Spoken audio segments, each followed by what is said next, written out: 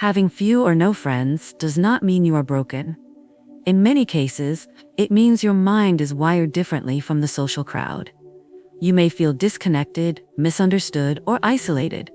You might watch others blend into groups, while you feel like an observer standing outside the social game, sensing that something about mainstream relationships feels shallow or artificial. Philosophers in modern neuroscience suggest that certain rare minds naturally detach from social structures. They believed solitude is often a sign of a mind operating on a different frequency. In the next few moments, your perspective on loneliness, intelligence, and social connection will shift completely. You will see solitude not as a weakness, but as a potential signature of a rare psychological and spiritual configuration. Solitude has always been misunderstood because modern society is structured around visibility, participation, and constant social signaling. From childhood, people are taught that friendship equals happiness, that popularity equals success, and that social belonging equals survival. This narrative is repeated through schools, media, and digital platforms until it becomes an unquestioned truth. Yet this social script is not a universal law of consciousness. It is a survival pattern optimized for the average mind. Human groups evolved to reward conformity, emotional mirroring, and shared identity signals.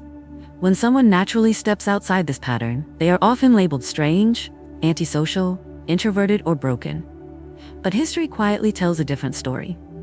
Many of the minds that reshaped reality lived in partial or total solitude. Philosophers withdrew from society to think. Mystics isolated themselves to explore consciousness. Scientists worked alone to escape collective bias. Artists detached from social noise to create visions that others could not yet see. Solitude is not just the absence of people. It is the presence of a different internal architecture. When you are surrounded by others, your mind is constantly syncing with external emotional fields, social expectations, subtle power hierarchies, and unconscious imitation. Social environments run on invisible scripts. Who speaks, who dominates, who submits, who performs, who seeks validation. Most people absorb these scripts automatically, but some minds resist this absorption. They remain internally anchored. Instead of being shaped by the group, they observe the group as a system. This creates a strange psychological position. You are inside society physically, yet mentally outside of it. You begin to notice how conversations loop, how opinions cluster, how emotions spread like algorithms through a crowd. What others experience as connection, you experience as pattern dynamics.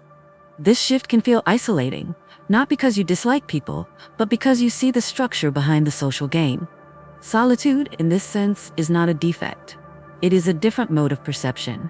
It allows thought to unfold without constant interruption. It allows intuition to surface without social distortion. It allows consciousness to expand without being constantly pulled back into collective narratives. Many mystical traditions describe solitude as a gateway state. When external stimulation decreases, the inner world becomes more vivid. Memories, symbols, archetypes, and unconscious patterns rise into awareness. This is why monks, shamans, and philosophers often retreat from society. Not because society is evil, but because noise hides depth. In modern culture, noise is constant. Notifications, messages, social feeds, conversations, and digital identities create a continuous external pressure. In such an environment, choosing solitude can feel radical, even rebellious. But for certain minds, solitude is not a choice. It is a natural state of alignment. These minds are not empty in isolation. They are full. Their solitude is populated by ideas, internal dialogues, symbolic imagery, philosophical inquiry, and existential reflection. While others seek stimulation outside, they explore worlds inside. Society often confuses this with loneliness. But loneliness is pain caused by unmet social needs. Solitude can be a form of cognitive abundance, where the mind generates its own meaning and stimulation. This is why the crowd often feels superficial to such individuals. Small talk, gossip, and status displays may feel like low-resolution data compared to the complex landscapes unfolding in their minds. And yet, this solitude comes with a cost. When you perceive deeper layers of reality, you may feel detached from the collective emotional current.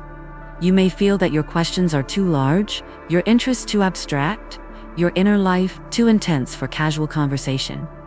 This can create a silent distance between you and others. even when you are physically present. But this distance is not necessarily a barrier. It is a threshold. On one side is the social world of shared identities and emotional mirroring. On the other side is the solitary world of introspection, metaphysics, and inner exploration. Some minds are built to travel this threshold. Solitude becomes their natural environment, not as a retreat from humanity, but as a vantage point from which humanity can be seen more clearly. And this is where the true theme emerges. Solitude is not simply about being alone. It is about operating from a different center of consciousness, one that does not dissolve into the collective, but stands as an observer of it. Most people believe isolation is a problem that must be solved. They assume something went wrong in your childhood, your social skills, or your emotional wiring. Society frames solitude as a malfunction, a glitch in the social machine that must be corrected with self-help advice, networking strategies, and forced social exposure. But what if isolation is not always a symptom? What if, for some individuals, it is a signal that their mind is calibrated differently from the social default? Human society is designed around shared emotional rhythms. Groups form around shared fears, shared desires, shared narratives of identity. Most people unconsciously synchronize their thoughts, opinions, and behaviors with those around them. This synchronization creates comfort, belonging, and psychological safety. Yet some minds do not synchronize easily. Instead of merging into the collective rhythm, they remain internally distinct. They analyze instead of absorbing. They observe instead of mirroring. They question instead of conforming. This difference creates friction. In social settings, these individuals may feel like they are watching a performance rather than participating in an authentic exchange. They notice how opinions shift depending on who is present, how confidence often masks insecurity, how emotional reactions spread through groups like invisible currents. To others, this is just normal social life. To them, it looks like a system running on hidden algorithms. And when you see the system, you cannot fully lose yourself inside it. This is where isolation begins to feel less like rejection and more like selection. Not a conscious decision, but an unconscious filtering process. Your mind gravitates toward depth, authenticity, and meaning. Superficial interactions become cognitively and emotionally unsatisfying. You may still like people, but you feel that most connections operate at a frequency that does not match your internal landscape. This mismatch creates a quiet divergence. You might sit in a group conversation and feel mentally distant, as if you are observing the social dynamics from a meta level. You may notice that many interactions are driven by status negotiation, validation seeking, or subconscious competition. While others are immersed in these games, you are watching the architecture of the game itself. This awareness can be unsettling. It can create a sense of detachment, as though you are partially outside the human social operating system. You may wonder whether you are missing something essential, or whether others are missing something you see clearly. Here's where the curiosity deepens. Some psychologists suggest that highly introspective individuals develop a strong internal narrative that competes with external social stimulation. Philosophers suggest that those who contemplate existence deeply often detach from surface-level social identity. Mystical traditions suggest that certain souls naturally withdraw from collective illusion to explore inner reality. 3 different domains pointing to the same phenomenon. A mind that turns inward with unusual intensity. This inward turn can look like loneliness from the outside. From the inside, it feels like a different mode of existence. Instead of being pulled by group emotions, such individuals are pulled by questions. What is consciousness? What is identity? What is reality beneath perception? What is the nature of meaning, time, self, and existence? These questions create an internal gravity stronger than social gravity. And when internal gravity becomes stronger than external gravity, isolation emerges naturally. Another layer makes this even more intriguing. Some research in neuroscience suggests that highly analytical or creative minds show different patterns of default mode network activity, meaning their brains generate complex internal simulations even when no external stimulus is present. This means solitude is not empty for them. It is densely populated with thought, imagery, reflection, and symbolic processing. To such a mind, Social interaction can sometimes feel like a reduction of cognitive complexity. This does not make them superior or inferior. It makes them different. But difference often feels like separation. This is why isolation can become a signal that you are operating on a cognitive and existential bandwidth that does not easily synchronize with mainstream social frequencies. You are not disconnected from humanity. You are tuned to a different layer of it. And this is the tension. Are you a loner because something is wrong, or because something is unusually right in a world optimized for the average? The answer is not simple, and it is not flattering or tragic. It is complex. Some people withdraw because of fear, some withdraw because of trauma, some withdraw because their perception goes deeper than the social surface. The challenge is that from the outside, these states look similar. From the inside, they feel radically different. And if you are watching this, you may be sensing that your isolation is not just emptiness, but a strange form of awareness. That awareness is the door to the next layer of understanding. The idea that having few or no friends might signal rare psychological traits is uncomfortable for mainstream culture, because it challenges one of society's strongest assumptions, that social popularity equals psychological health and intelligence. In reality, the structure of the human mind is far more diverse than social norms suggest. Some minds are built to integrate with the group, while others are built to stand apart, observe, and reconfigure the way reality is understood. One of the most striking traits of solitary individuals is a hyper-independent cognitive structure. This means their sense of identity, meaning, and emotional stability does not depend heavily on external validation. While many people rely on social feedback to feel real, these individuals feel real internally. Their thoughts, values, and perceptions form a stable inner framework that does not collapse when external approval is absent. This independence can make social dependency feel restrictive, even subtly manipulative, leading them to naturally limit social bonds. Another rare trait is deep pattern recognition. Some people are wired to detect structures beneath surface behavior. They notice inconsistencies in speech, emotional contradictions, social hierarchies, and unconscious power dynamics. They see how opinions shift in groups, how identity changes depending on context, and how social roles are performed like scripts. This constant pattern detection can make social interaction feel artificial, as if they are watching a system run rather than simply being inside it. When you see the system, you cannot unsee it. And this awareness can quietly push you toward solitude. There is also an existential depth orientation that separates these individuals from the mainstream. While many conversations orbit around trends, daily events, and social status, some minds naturally gravitate toward questions that feel cosmic in scale.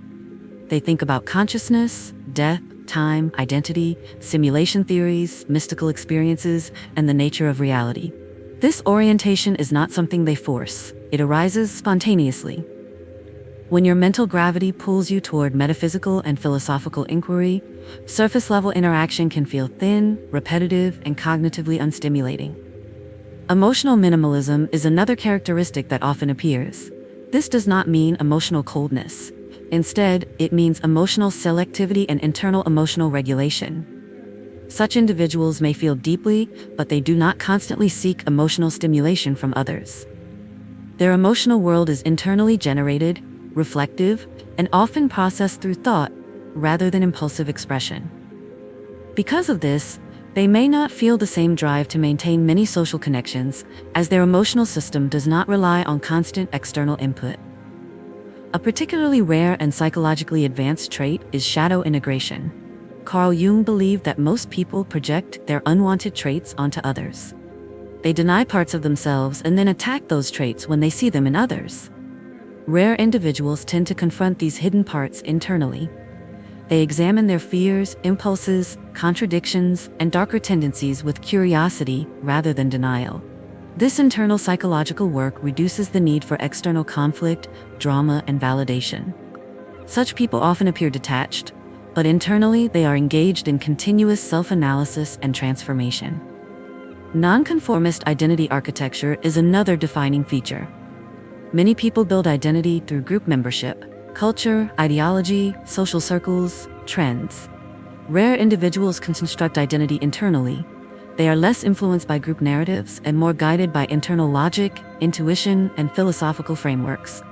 This makes them harder to categorize and harder to integrate into mainstream social clusters. They do not instinctively mirror group behavior, and this divergence can create natural social distance. Finally, there is high sensory and cognitive saturation. Some minds process information intensely. Social environments bombard them with microsignals, facial expressions, tone shifts, emotional cues, social expectations, background noise, and implicit rules. This overload can be exhausting. Solitude becomes a way to recover cognitive clarity, not a sign of antisocial tendencies. In isolation, their mind operates with greater coherence, depth, and focus. When these traits combine, a particular type of consciousness emerges. It is introspective, analytical, philosophically oriented, emotionally self-contained, and resistant to social conformity. Such a mind does not dissolve into the crowd easily. It stands slightly apart, observing, questioning, and reconstructing reality internally. This is why solitude can appear not as a deficiency, but as a byproduct of rare cognitive architecture. You are not alone because you cannot connect. You are alone because connection for you requires depth, coherence, and authenticity that is statistically uncommon. And this realization changes the entire meaning of being a loner.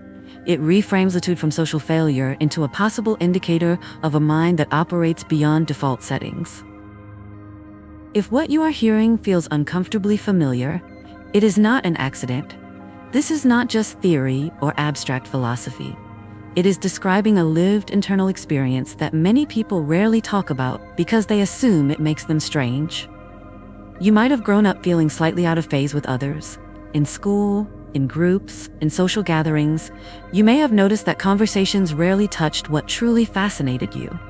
While others discussed trends, gossip, and surface-level concerns, your mind drifted toward deeper questions about identity, consciousness, reality, purpose, and the invisible forces shaping human behavior.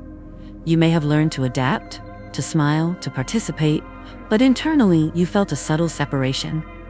Not because you felt superior, and not because you hated people, but because your inner world was operating on a different layer of complexity.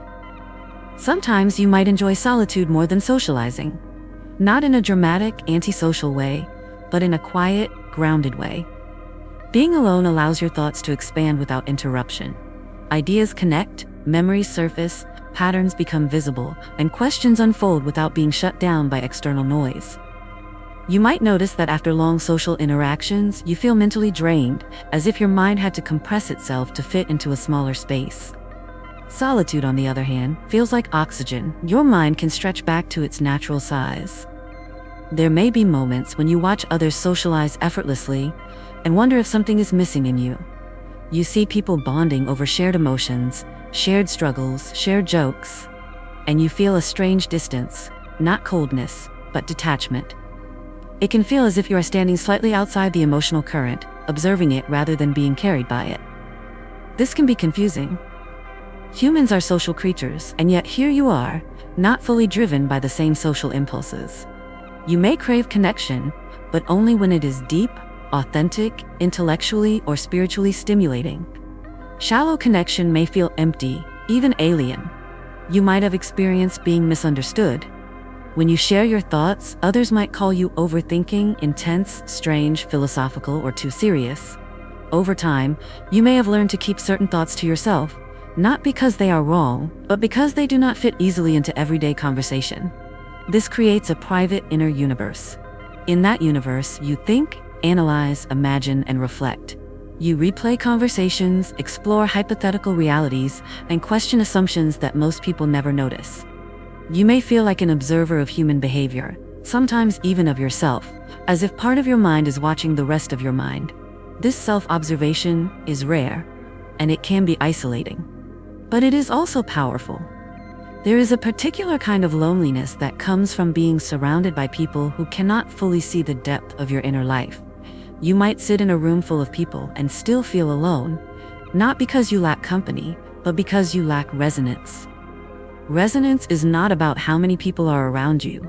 It is about how deeply someone can meet you in thought, emotion, and awareness. If you have felt this, it does not mean you are defective. It means your internal landscape is rich enough that shallow interaction feels insufficient. You may also feel a subtle pressure from society to be more social, more outgoing, more connected, more visible. Social media amplifies this pressure, creating the illusion that constant connection is normal and necessary. But your nervous system, your mind, and your intuition may resist this pressure.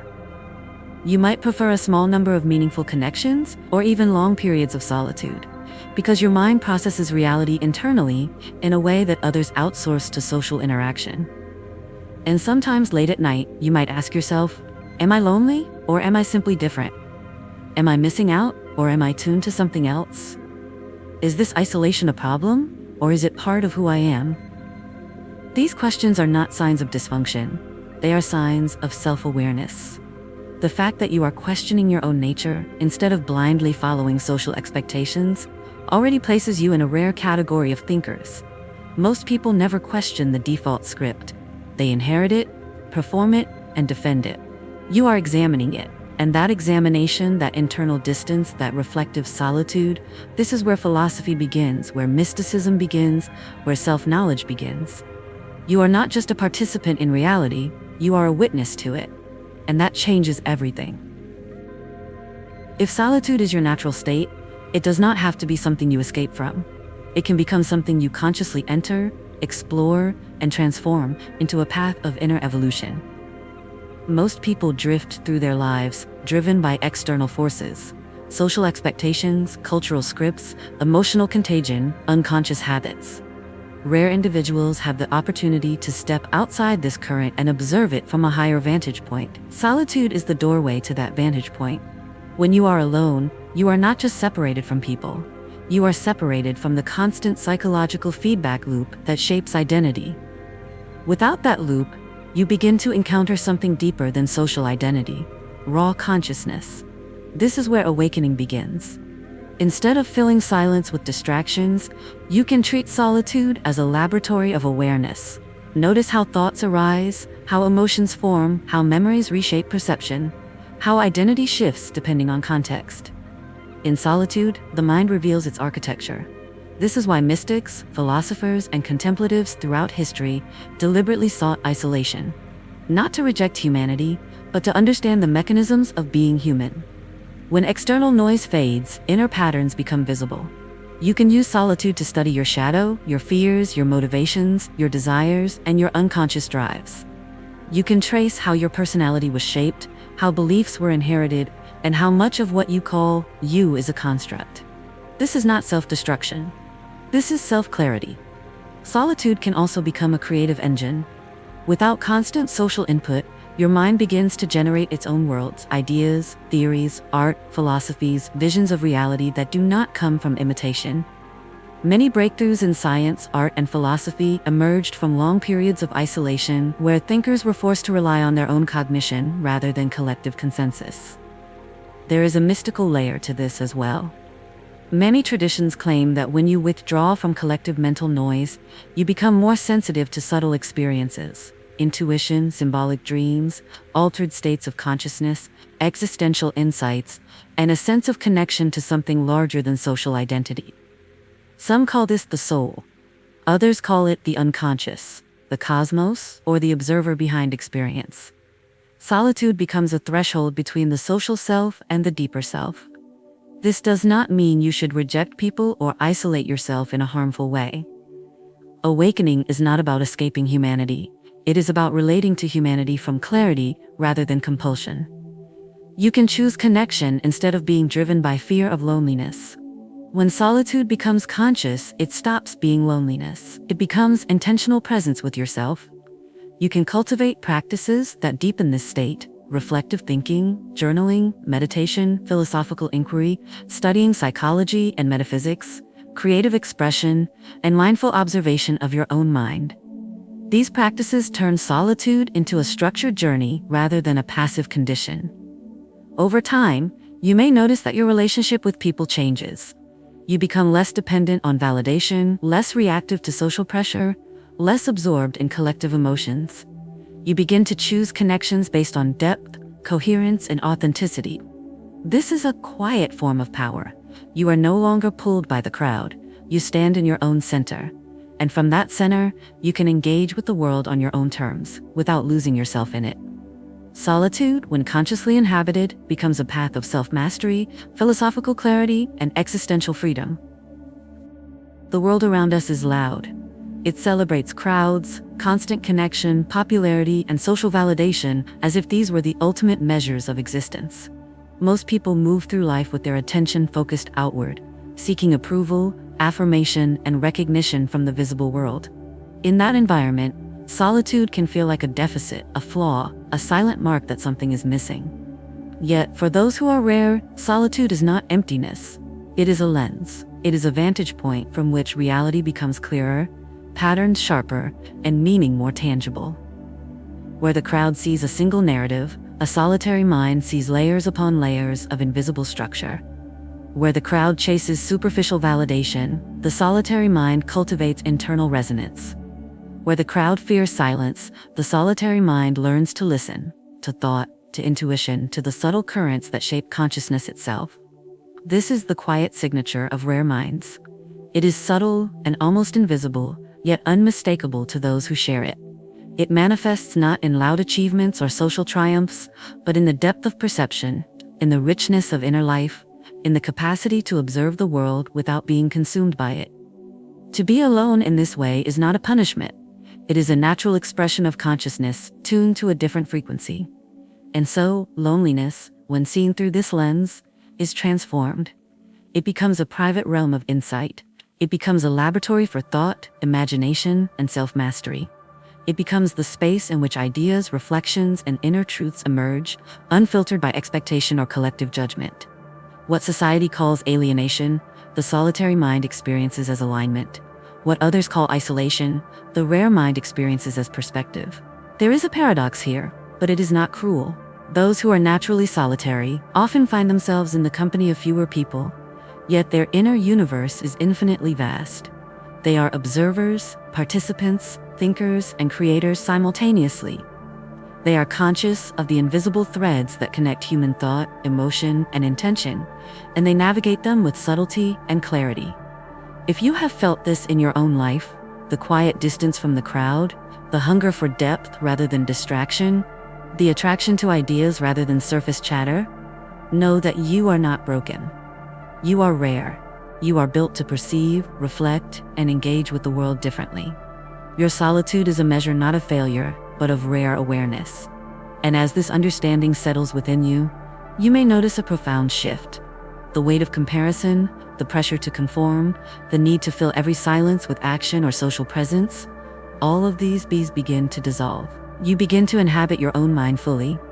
You begin to see that your inner world, your perspective, your capacity for reflection is itself a gift, a source of creativity, intelligence, and insight that few will ever access. In that moment, the reality flip completes itself. What society labels as loneliness becomes recognition of a different way of being. What once felt like absence becomes a presence of awareness. And what once seemed like disconnection becomes a pathway to profound understanding. You are not defined by the number of people around you. You are defined by the depth of your consciousness, the clarity of your thought, and the courage to explore yourself fully. The world will always move in crowds, but your mind has the rare privilege of moving beyond them, seeing them, understanding them, and sometimes shaping them quietly from the inside. This is the essence of rare minds, the silent signature of geniuses, the hidden truth of those who are often called loners. To inhabit this truth is to awaken, not to a life of drama, noise, or constant approval, but to a life of clarity, autonomy, and extraordinary inner vision. And as you emerge from this understanding, a simple awareness remains. Solitude is not the absence of connection, but the presence of consciousness. Not the loss of people, but the gain of insight. Not the shadow of the world, but the light of a mind capable of seeing it fully, deeply, and without distortion.